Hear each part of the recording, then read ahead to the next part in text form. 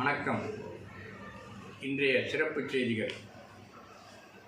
தினமணி தலைப்புச் செய்திகள். பீகார் இந்தி கூட்டணியில் முரண்பாடு, பல தொகுதிகளில் எதிர்ப்பு போட்டு. டிராக்டர்களின் விலை சுமார் 40,000 குறைந்துள்ளது. ஜிஎஸ்டி சேமிப்பு திருவிழா.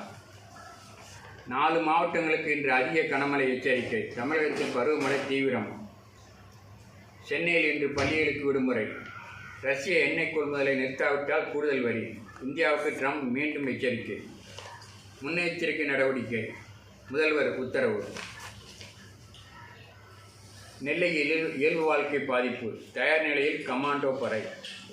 தீபாவளி கொண்டாட்டம். தமிழகத்தில் 43 தீ விபத்துக்கள்.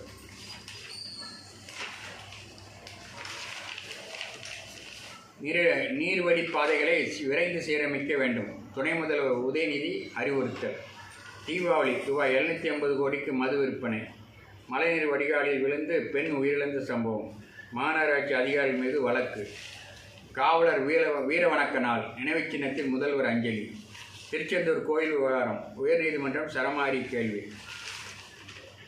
சென்னை திரும்பியவர்களால் புறநகரில் கடும் போக்குவரத்து நெரிசல். தீபாவளி விடுமுறை நிறைவு. சென்னையில் 71 மெட்ரிக் டன் பட்டாசு கழிவுகள் அகற்றம். கோடம்பாக்கம் மண்டலத்தில் அதிகம். பட்டாசு புகை. விமானங்கள் பல மணி நேரம் தாமதம். 12 அறிஞர்களுக்கு காஞ்சி சங்கராச்சாரியார் சுவாமிகள் கௌரவம்.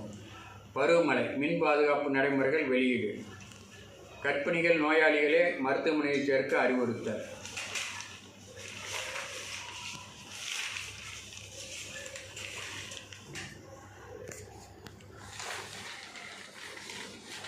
சமூகத்தில் நல்லிணக்கம், நேர்மறை எண்ணங்களை வளர்ப்போம். பிரதமர் மோடி அழைப்பு.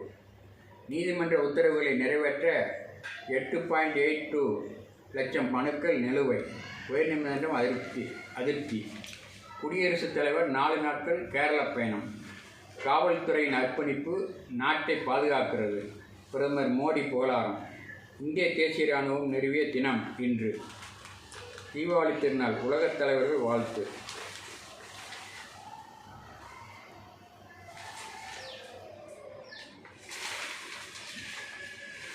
தொய்வின்றி நெல் கொள்முதல், முதல்வர் உத்தரவு. நாட்டின் பாதுகாப்பு உற்பத்தி மும்மடங்கு அதிகரிப்பு. பிரதமர் மோடி பெருமிதம். குழந்தைகளை தத்தெடுத்து அனைத்து மதத்தினருக்கும் உரிமை உள்ளது. கோவையில் சாலை வசதி இல்லாத பகுதிக்கு வீட்டுமனை அங்கீகாரம். மத்திய மாநில அரசுகள் பதிலளிக்க உத்தரவு. பலத்த மழை. பள்ளி கட்டிடங்களின் பாதுகாப்பை உறுதிப்படுத்த கல்வித்துறை உத்தரவு. குறுவை நெற்பயிர்கள் மூழ்கின.